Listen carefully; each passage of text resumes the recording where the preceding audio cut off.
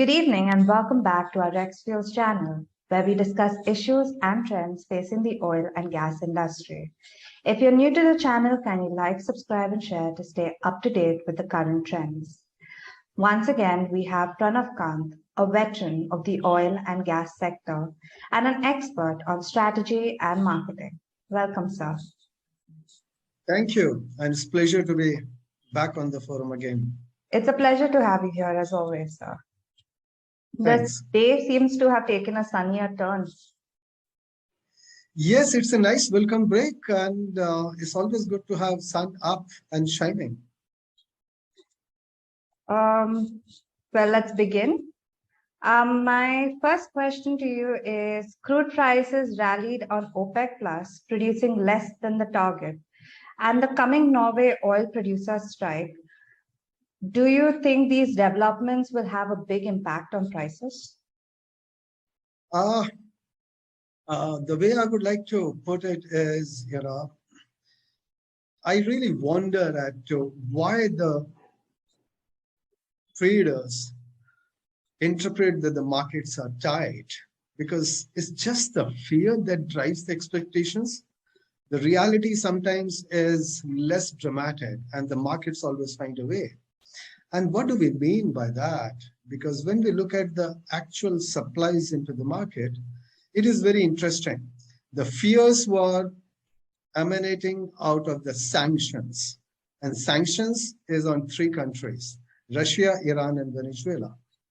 So the supply side risk fears were really playing onto the mind of the markets and the traders. While what we have seen in terms of the physical reality, that the supplies have not really lagged behind. The fears of the Russia production taking a cut of about up to $3 million barrels per day have proven to be unfounded so far, at least. So what we have is Russia increasing its production from May to June to about 10.75 million barrels per day. We have Venezuela as part of the US efforts being able to bring some supplies back to the market.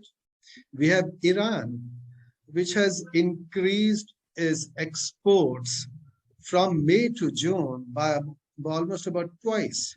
So which is nearing at about 1 million barrels per day. So that's the kind of the market situation onto the supply side which we have.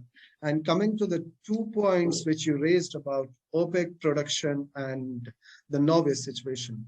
Now the OPEC production has been at about 2.7 million barrels per day, below its production quotas.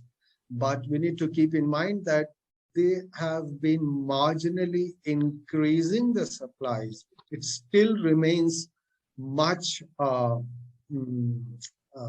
they still have much ground to cover in terms of meeting their production quotas, but they are still inching up forward. And the likely scenario in the coming weeks is that it will inch up. It will not dramatically increase for sure, but it is inching up.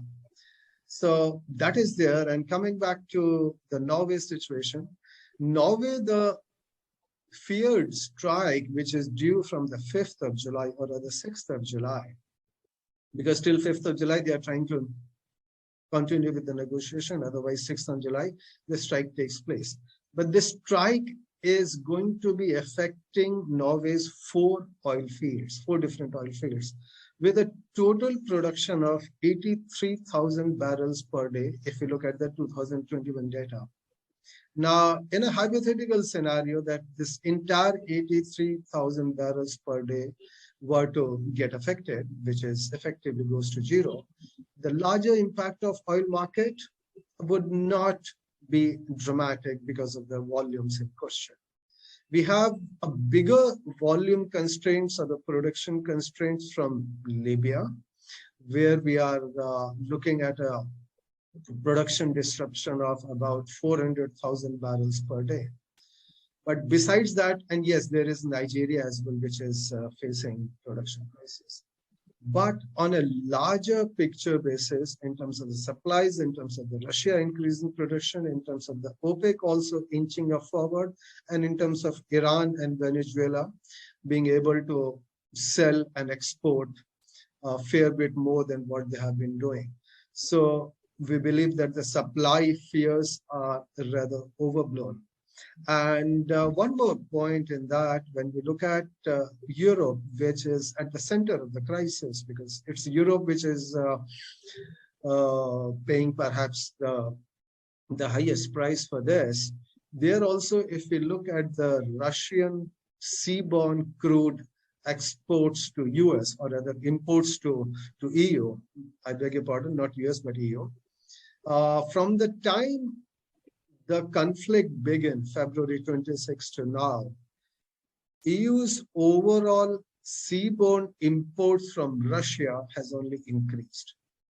Now, that's where we need to come back to the fear factor in the market, the fear and the reality, because the market is strong and it finds its own ways to manage and get the best situation out. So European Union imports of seaborne crude are currently 60%, and China and India, they are at about 40%. And EU imports have overall gone up during this conflict period. And so has the overall Russia's production and import. So I guess we are looking at a reality setting in that the markets may not be as tight as it was feared to be. When I say market, it's the supplies. Supplies may not be as tight as most analysts had feared it to be. So that's where, on a longer term horizon, I believe is good sign for the markets. So basically the hype has fed into people's fears and created this kind of situation. Precisely. My next question to you is, what impact could President Joe Biden's upcoming visit to Saudi have on crude oil prices? Yeah, that's very interesting. And the impact onto the crude oil prices is what the market is awaiting with a bated breath, if one may say so. Because people have been asking or looking at OPEC and OPEC Plus to be increasing the production. And since it has remained significantly below their quotas, so we expect, not in the immediate term, but some kind of positive statements coming out in terms of increasing the production. But to what extent, it would be a little difficult to speculate at the moment. But we remain hopeful that some positive news on increasing production would come out during these meetings. And my last question to you is, nevertheless, it is true that crude oil prices appear to have been receiving support at lower levels. What do you predict for the near future of crude oil prices? Very interesting question, Gina. And the way we look at it, for this week or a half, for the next week and a half, because of the peak summer season, the gasoline consumption in US is expected to be at an elevated level, and early indicators suggest so. Although the refinery runs in US are at a near high level of around 95%, so the supply side constraints onto the products is little less, and that is also reflected in the gasoline prices in US falling below the $5 per barrel level. But we expect this week to be little on to the higher side, but the risk onto the prices correcting towards downside is still higher. So in this coming week, it would remain in a very narrow range. So currently we are at 111 dollars to a barrel for Brent as we speak.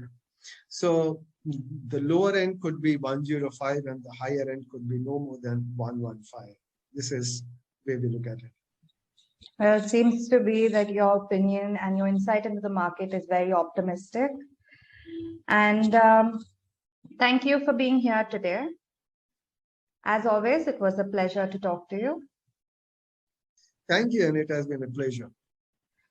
And thank you all for watching. Continue to show support to the channel by liking and subscribing. See you soon.